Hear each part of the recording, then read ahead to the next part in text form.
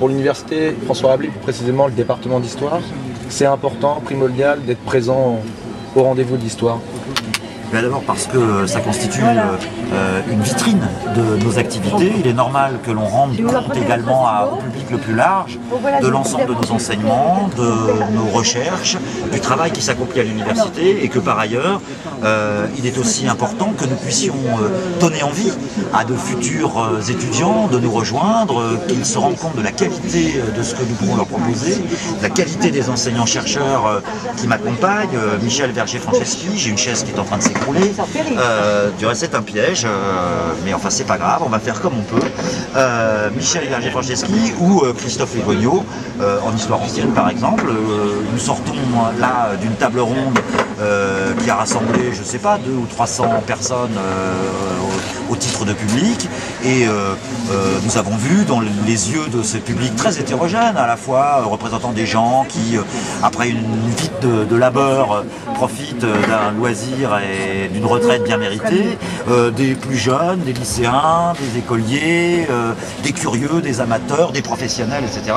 Et il est tout à fait, je dirais, indispensable que nous puissions rendre compte et leur donner envie de participer, de nous questionner également, peut-être de formuler aussi parfois des questions auxquelles nous-mêmes n'aurions pas directement pensé, nous interpeller. C'est la vérité, je dirais, aristotélicienne ou socratique même, qui est celle d'une vérité de dialectique, où on énonce une chose et on peut avoir un contradicteur qui éventuellement rétablit l'équilibre et fait, je dirais, l'équilibre, la justice du jugement. François-Olivier Toiti, vous avez dit au début de la conférence ce que signifiait justement faire justice pour vous. Donc je voulais plutôt justement poser la question à Christophe Hugonio sur faire justice, ce que ça signifiait pour vous, ce thème de cette année. Écoutez, moi je fais confiance aux institutions judiciaires de mon pays, ce qui m'a frappé par rapport à ce qui a été dit, c'était cette notion d'archaïsme. Effectivement, je crois que c'est un miroir finalement aujourd'hui on est entré dans la modernité judiciaire, c'est-à-dire qu'on n'est plus dans cet archaïsme qu'on a essayé de vous décrire par petites touches et par comparaison entre différents exemples à travers les siècles. Donc là, on est vraiment dans un autre système, on est dans l'ère de la modernité. Ça, j'en ai vraiment pris conscience en écoutant mes collègues. Mais c'est vrai qu'il existe toujours une pulsion primitive au fond de nous, je pense, fondamentale, un appel à la violence. Vous le voyez bien, vous regardez la télévision, les histoires de procès, les victimes, les familles des victimes ne sont jamais contentes du verdict, elles veulent toujours plus. Elles demandent à l'État finalement de prolonger leur verdict personnel et de l'aggraver.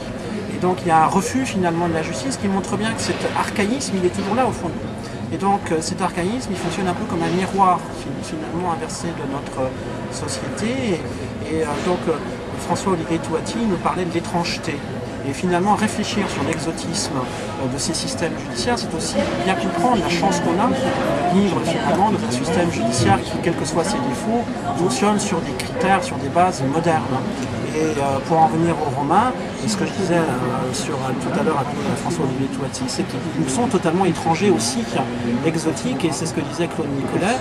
Les Romains ne sont pas des modèles auxquels on doit se référer, des exemples, ce sont des étrangers, que ce soit dans le domaine de la religion, des mœurs, de l'économie, et ce ne sont pas des papas, dit-il, ce sont des papous. Et je trouve que c'est marrant comme expression. Donc voilà, si vous voulez, comment je tire la synthèse, la conclusion de tout ce qu'on a entendu ce matin.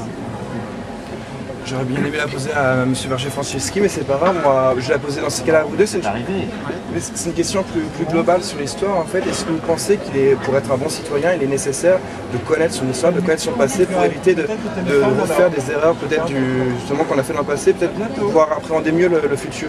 D'une part, on ne se baigne jamais deux fois dans le même fleuve, et deuxièmement, Marc Bloch, qui est une des références majeures pour les historiens contemporains, à la fois par son œuvre d'historien stricto sensu et par sa réflexion épistémologique, a tiré les conclusions au lendemain de la défaite de 1940, que justement c'est parce que les généraux qui commandaient l'armée française croyaient être investis de ces leçons d'histoire de 1914 qu'ils ont reproduit un modèle totalement déjà dépassé.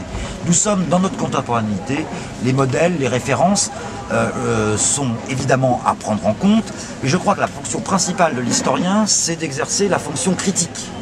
une fonction critique. Les bases mêmes de la science historique n'est pas de reconstituer le passé, n'est pas de tirer des leçons, n'est pas de juger, mais elle est d'exercer une critique rationnelle, de même pour juger de manière rationnelle.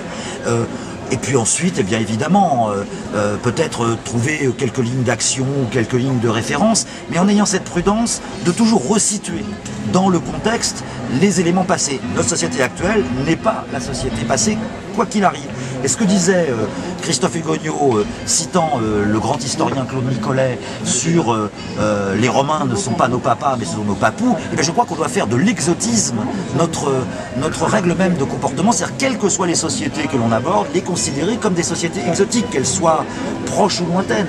Il faut qu'on en perçoive la différence et donc de manière à mieux les resituer dans leurs propres échelles de valeur. Par rapport à nous-mêmes, c'est-à-dire que la réflexion sur l'altérité de ces sociétés nous aide à prendre conscience de ce que nous sommes. C'est finalement notre propre identité qu'on peut approfondir à travers l'altérité des autres sociétés passées. Je pense que c'est ça l'intérêt de l'histoire. Et qu'on ne peut pas justement tirer par exemple une morale... Non, certainement pas. Il n'y a pas d'exemplarité en histoire. L'histoire ne se répète pas, il n'y a pas de leçon en histoire. Et les Romains ne sont certainement pas des gens exemplaires, ils ne sont pas très fréquentables en tout cas.